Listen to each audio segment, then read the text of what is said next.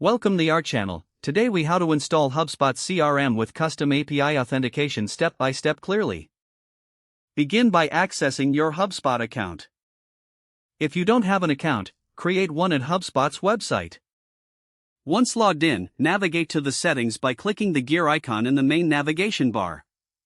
In the settings menu, scroll down to find the integrations section.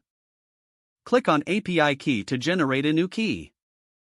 If an API key already exists, you can use that as well. Copy the API key to your clipboard for later use. Next, open your preferred development environment. Set up a new project or navigate to your existing project directory. Install the HubSpot API client library relevant to your programming language.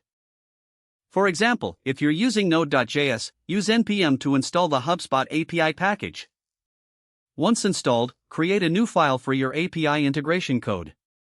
In this file, import the necessary libraries to make HTTP requests. Define a function to initialize the HubSpot API client using your API key. Within this function, ensure you include error handling for potential issues. Create a new function to handle the authentication logic.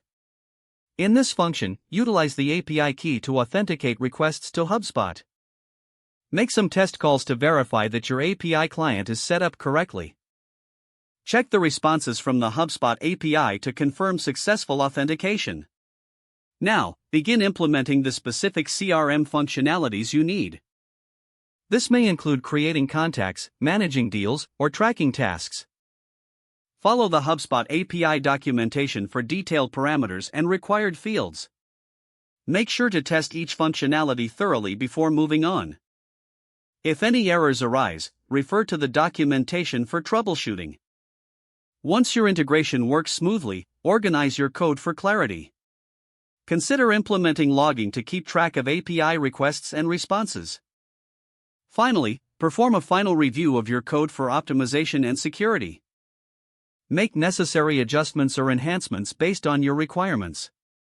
Don't forget to like this video and subscribe to our channel for more step-by-step tech guides.